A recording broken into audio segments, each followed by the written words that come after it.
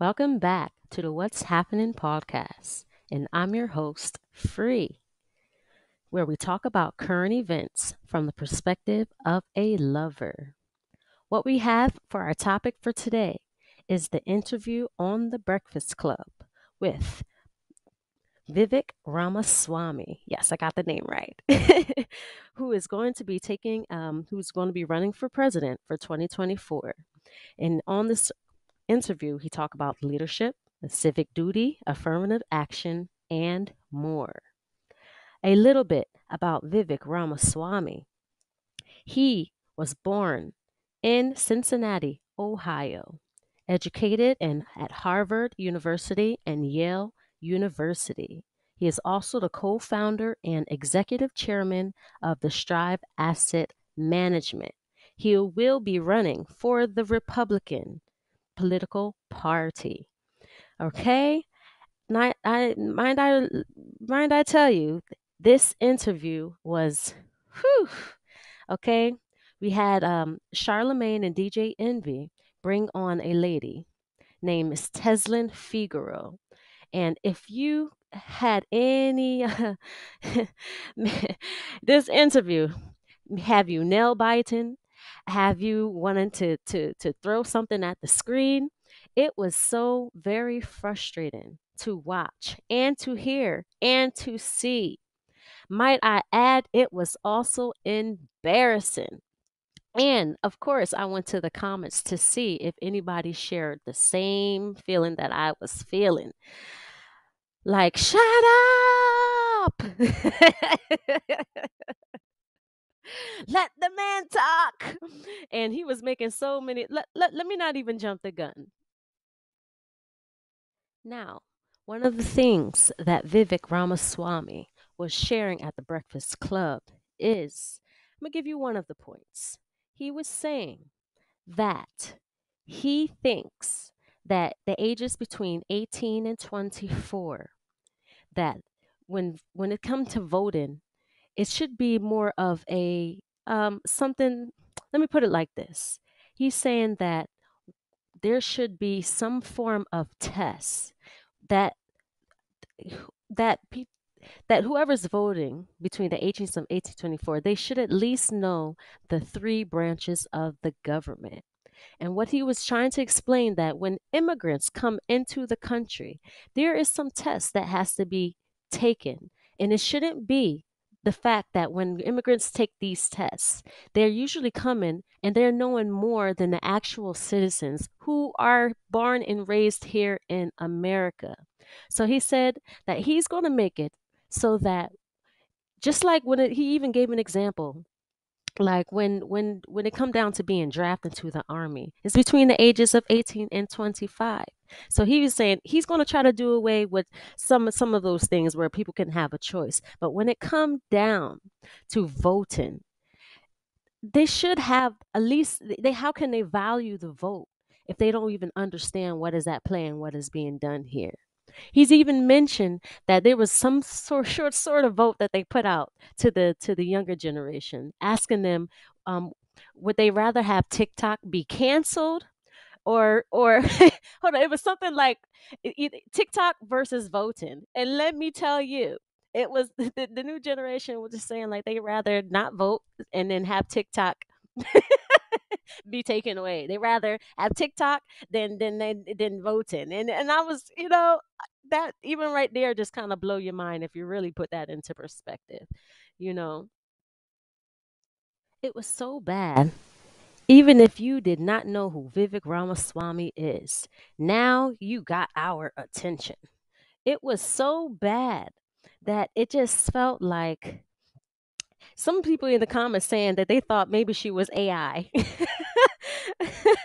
I'm going to read you a couple of these comments because I'm going to tell you, it was really sad. Okay. First comment. That lady was nasty and confrontational. This to me elevated and improved the view people have on what a conservative is. This Breakfast Club as a whole took a L on this one. Not a good look. Damn, this was sad. She spent so much time conflating civic service with public school functions and military service. As long as she is, I would assume, a veteran of the war in Afghanistan.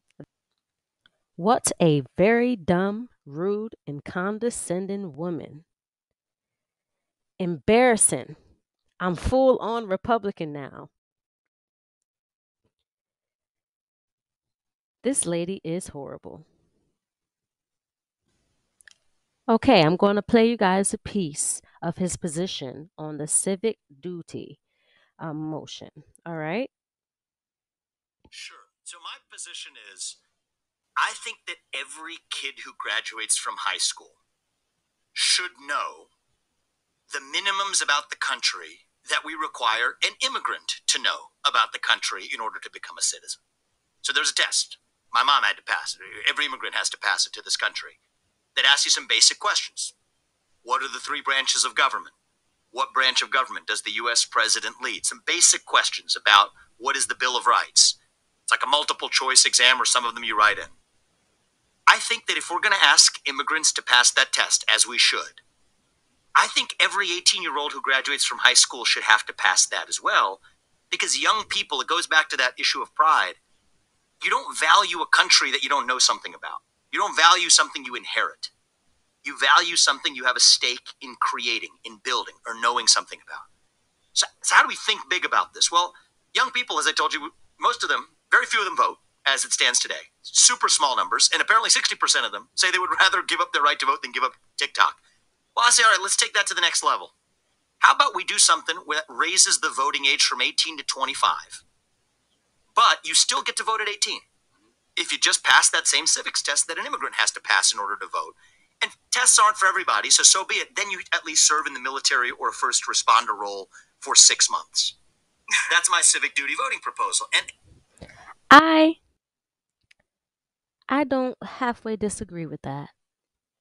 I think to value something, it is important to have an education around what you are actually trying to accomplish and to feel like you're a part of the creation process is very, very important. When you inherit something, then it's like, oh, I got this. You don't really, you inherited it, ain't really nothing to think about. It just came. It just came. So it ain't really nothing to think about. So I can see this. You know what I'm saying? I'm really listening carefully. You know, I know that I'm gonna say we as Black people have always been or felt more connected with the Democratic party, which I'm not even gonna put myself in there. I stand with Bernie. But these ideals and these this perspective, I'm kind of messing with it. I'm kind of I it's not bad. What do you think? Okay, here we go with Teslin Figaro. I believe in changing the ideas of what political opponents look like, what they should look like, or political candidates. Are you willing to take a test with me quickly? Because I just have a couple of questions for you. I will. Absolutely. And the way this is opening up, I have a feeling I'm about to fail it, but that's good. You're already feeling the energy. Just for clarity, I am independent. I'm not a Democrat or a Republican. I think that's important for the premise of the argument, because I know you did a lot of debating at Harvard. I also want to make it clear these are the same questions that I asked liberal Democrat Marianne Williamson. So I want to make sure that we put that out there as well, just to kind of set the foundation. I'm open to being humbled. Let's do this. Okay, great. Let's go. So you mentioned, the pride of being an American and how important it is to have pride in this country. I'm also a veteran, by the way, for the United States Air Force. So when is it? Just so you know, she's going to mention that a whole bunch of times. And no matter how much he goes into detail about the different ways that he has contributed to society, the different ways that he has showed his service, she's just not going to have it. There's a lot of people out there who have joined the service to get the 2 paychecks a month. Okay. So it ain't like they just did it just to did it. There was some form of payment there, which a big up to what the service that you put in. We're not hating on that, but she is going to use this like a form of I'm better because I did this, and it even goes on further and further. Well, I got a test. I got a test. I would like to see if you're willing to pass. That you voted for the first time? I voted in 2020. Okay, so you're how old again? I'm 37 years old. So for how many years you sat around and did not get involved at all in any civic engagement? Is that my understanding? A long time is the answer. And actually, that's what I wrote this book about. I'm not holding myself out as some sort of model. I'm actually offering myself as a self-reflection of my journey as a citizen to whom this country has given much, right? As an adult, when you have kids, it changes your perspectives. I'm very honest about that. Absolutely. Okay, no problem. So let's go deeper into the self-reflection. So you've sat around for, and sir, I'm being as respectful as I possibly can. Please don't take anything. She's really not. And you don't even have to be. So take it off and let's go. So you've been sitting around in the country that my ancestors built for about 20 years. Your parents. Mind you, she is going to say that her ancestors built about 4, 5, 6 times. Let me just continue. Came over as immigrants, brought you over. You made millions, according to your resume, off of this country, and you have absolutely not been involved. He never even actually said that he made millions. He just said that he worked hard, and then he had a couple businesses. He is an entrepreneur that he put together, but you can already tell that she's hurt. I don't know if it's jealousy or what. Let me continue. Civics, one, not voting, and two, let me just ask, because I know you mentioned earlier you don't want to sit around at the debate and talk about accomplishments. Let's make the accomplishments pretty simple. In high school, were you ever a class president or take any leadership role? Because your opponent did, Chris Christie. He was the class president. So have you ever taken any leadership at all on anything, or just? Can I just correct a couple factual things that are kind of important? My parents didn't bring me over to the country. I was born in this country, and I'm proud of that. No, I know you were born here in Ohio. Ohio. You mentioned my parents. I'm saying your parents were immigrants. My apologies. That's all right. You said your parents brought you over to this country. I thought I would set that record straight. They were. She's already trying to just kind of push that under the rug. No, let him correct it.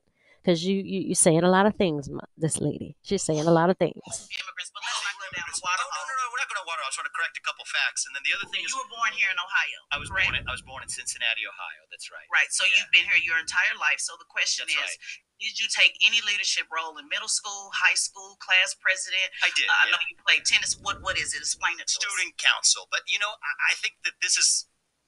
Yes, I have held leadership roles over my life, but those don't qualify me to do what I'm doing now. Yeah, it kind of does. Okay, it kind of does. Well, let me. I have to stop it right there. He's right. He's right. Running for student council in middle school, that's supposed to qualify whether you should be president or not. I think that is a valid point. And she's going to go very heavily on this. She's going to go into how she got on a teacher for snatching papers and gather up students, and how she took it to the hierarchy and to get that teacher straightened out and got suspended. And she's going to talk about how she's done things in the middle school, and I want to tell you, it just gets worse and worse. Well, I'm giving the test. I'm the test administrator. All right, there you go. So it kind of does, because when you go from saying I want to go to the highest office, and I'll tell you, I've led companies as well. Is the other leader? Right. The main leadership role I played is, and I want to talk about one early part of your premise that I also want to say, bring it to the country point. The other point, you use the word sitting around. I'm not somebody who's saying I want the next generation, my kids' generation, to have more civic duties when they graduate from high school and college than I did when I did. That being said, I wasn't sitting around. I've developed medicines, 5 of which are FDA-approved products today, one of which is a life-saving therapy in kids, 20 of whom die by the age of 3 if they're not treated, 70% of whom now live lives of a normal duration. Another one for prostate cancer. So I don't apologize for making contributions, but she is going to disregard all of what he just mentioned, which was also very frustrating, because she's going to say, yo, that doesn't matter. Have you done anything? I was a veteran. I died for it. I signed up to die for this country. And basically, I'm just telling you, I'm going to play it a little bit more. Because that's not the question that I asked, and I don't consider as a veteran. I'm talking about service. I'm not talking about what you did for profit. I'm not talking about what you paid people to do with your company. I'm not talking about I've not served the country because that means nothing to me. What I'm talking, what I am able to ask a question. She's been trying to ask a question, and you've been talking over it. I'm all ears. DJ Envy. now they're trying to really add more fuel to the fire, really, because she's really not being clear. She's really not really even allowing him to speak, and she really is already has her mind made up, and has the point that she is going to hold. So I don't even know if he can really even answer this question at this point. But let me continue. We gave you the platform to let you say. I'm all ears. I'm all ears. No, I was just correcting a couple facts. That's all. Every time she tries to ask a question, you've been cutting her off. Good. I'm all ears. If I can say anything about this, not even just this interview, but the lady's mindset, okay? It was just, it just, like, I go back to what I have to say, because I love my Black people, but it just shows the mindset. It just shows how lost some of us are. It just goes to show the thinking and the mindset. And I ain't gonna lie. It looks bad for us Black people. It looks really bad, you know. But what are your thoughts? How did this make you feel? Like, I know, I like I said, it got my attention. It got me really looking into what is being said. And I have to say, hand clap, applaud for Vivek Ramaswamy. I think that he really handled himself well.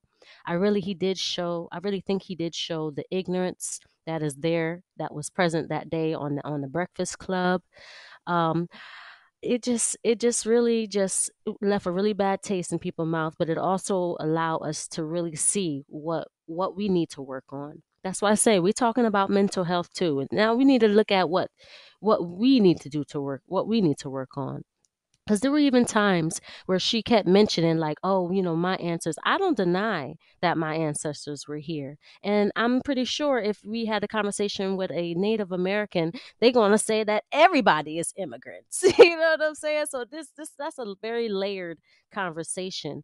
But the fact that she's trying to make it seem like immigrants, first of all, immigrants are Africans as well. Some of my African sisters and brothers is immigrants, and when they come to the country, they do it. They are excelling based off of a lot of hard work and sacrifice. So you can't even bring that same argument about my ancestors did this and my ancestors did that, because it's a come a time where you're going to have to put in that work, and that's where the affirmative action is coming back down to right now. It's not going to be based off of, it's bringing the competitive vibes back. You're not going to get the job based off of the skin color. You're not going to get a job based off of, it's going to be what you can do for my company, what you can do. Are you qualified? Did you put in the work that you need to get where you want to go? It's changing. Things are changing. And there was a time where those can just secretly just count you out.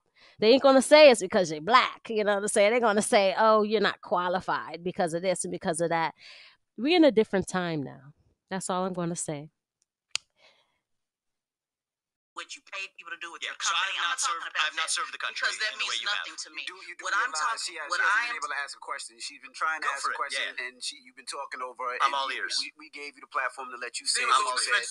I'm all ears. No, I was just correcting a couple facts. That's all. Every time she tries to ask a question, you've been cutting her off. Good. I'm all ears. Right. So your question. So my question again is: you're trying to your goal is to raise the standard, and you're saying you want people to believe in country, and you want people to have civic engagement. And sir, I just find it very telling that you haven't had any civic engagement at all, and haven't been at all. And when I say sit around, I don't mean you haven't done anything. I'm talking about in regards to service. Because one thing about political office, the same way that you want to change how people look at politics and look at this country, I want to change how people look at politicians. And when I see that someone hasn't did anything at all to be of service to mankind, to take a leadership role. It's not good enough to just be on city student council. Were you a leader? All of that applies. Have you been able to get anybody in the room at any time, from a high school gymnasium to Ohio? And I want you to listen to her example here. Republican leadership there to now, have you been able to get anybody in a room to believe in this vision? I don't agree with a lot of your vision statement, but I do know you've been going around having these discussions and getting everybody emotionally worked up to talk about vision and debate. But I want to get to the practical. You're trying to go from preschool to president of the United States. You're skipping over city council, county council, mayor, governor. You want to go straight to the top. So my question is this a PR? Is this for the PR, the perception of reality? Or can you point to any leadership where you've been able to get people to believe in what you're talking about that they're not paid to do on any of these vision statements that you have? If not, then to me it's a mute point, because you're holding a standard that you haven't met yourself. So if you're only going to count government service, you're absolutely no, not government right. service. Okay. Student council in the 8th grade, 9th grade, 10th. Were you a leader? Did you do anything to rally anybody? Did you fight? Oh Lord, she holding on to the student council and president and in high school, and oh my Lord, bro. I just want to let you know that don't do it. That ain't gonna be enough. I don't even think Trump did all of that. Okay, let me continue because this is too wild. Better lunch. I did in the 6th grade with Miss Harris. I'm not talking about government. I can go all the way back from the 5th grade every year, sir, because people who are in service to this country, if you're going to go around saying you want people to believe in this country that I signed up to die for, then I want to make sure that you're holding that same standard. So not government, not political. Let's not get it confused. I'm saying, have you did anything of service that we can point to say he is a good leader? Like Chris, and I'm not even a fan of Chris Christie, but he was the student council president in high school. So have you done okay. anything of service besides yourself that has not benefited yourself? It's just a simple question. So the acts of service that I have performed are small, so small that I don't even want to talk about them to boast. But yes, have I volunteered for this country? Yes, I have. I've always been interested in healthcare. It's okay to talk about the small things. These are small things, right? But thank you. Let's just mention Bethesda North Hospital. Was really a no? No, it's not a no. It's just something I don't like boasting about. I volunteer. We're not boasting. It's an interview. You're boasting on your vision and everything else. I think you boasted on the millions of dollars that you made. So let's just throw it out. So in 6th grade, I'll give you an example. I'll help you out. In 6th grade, Miss Harris, was slapped. Let me give you an example because maybe you can. Now she's definitely not allowing him to talk, and she's being disruptive, and she's just being straight up just nasty. In the 6th grade, Miss Harris was snatching papers from everybody in the classroom. So me as a 10-year-old, I went to the principal and said, I'm tired of Miss Harris snatching papers. And I organized the students around getting Miss Harris to stop snatching papers. Now, there was a consequence for that. I got suspended for 5 days for talking back, and I got in trouble. I got a spanking, and I was on punishment for months and months. But that is a simple way of organizing people. So I want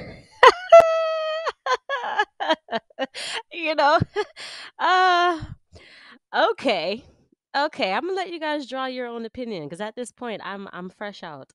to kind of boast about it the way you did the millions of dollars and said what you did with the the pharmaceutical companies.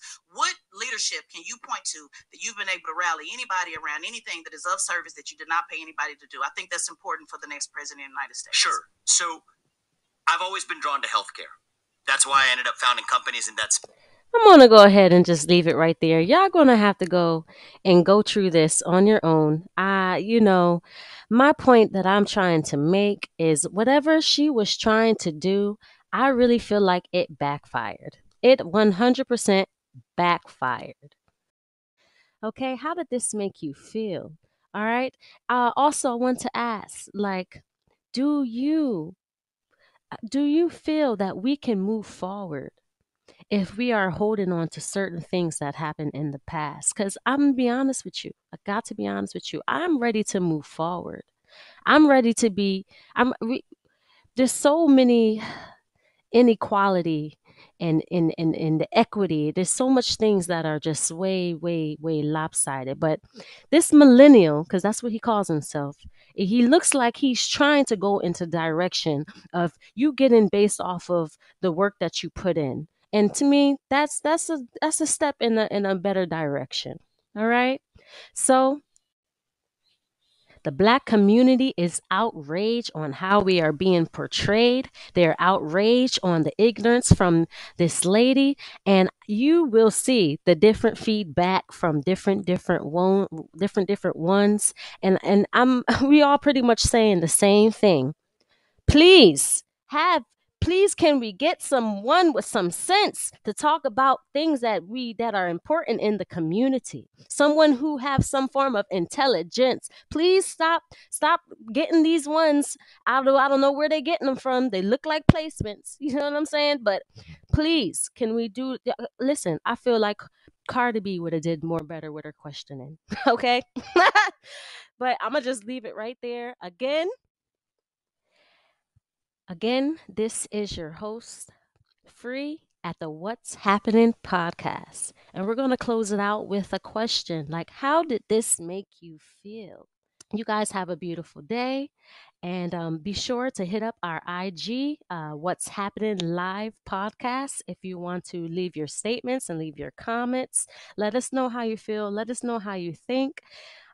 This is just all the perspectives that I'm hearing, all the ones that I talked about. You can go on YouTube and you can see that they are going in on Miss Teslin Figaro. Hit us back at What's Happening Podcast, and over and out. We will talk to you another time. Peace.